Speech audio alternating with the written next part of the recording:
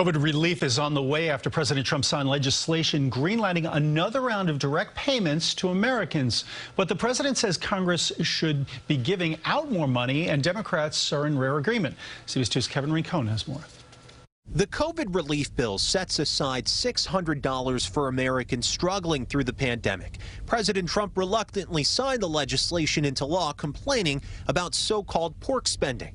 It's called the COVID relief bill, but it has almost nothing to do with COVID. He slammed funding for foreign aid and the arts, like the $700 million in economic relief set aside for Sudan, the $453 million in funding for Ukraine, and $14 million set aside for renovations to the Kennedy Center in Washington.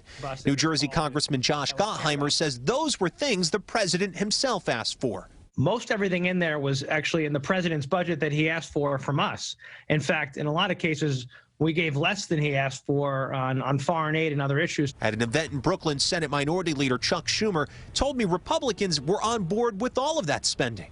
It's an excuse so they don't have to vote for the COVID relief, plain and simple.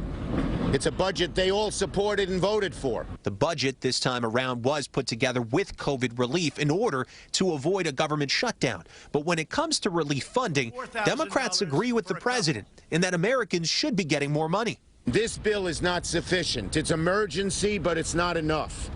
And one place it's not enough is relief to people. Every Senate Democrat is for it. But unfortunately, we don't have the Republicans on board. The House will vote on a separate bill tonight that would give Americans $2,000 checks, like the president called for, an effort that will then go to the Senate. In Brooklyn, Kevin Rincon, CBS 2 News.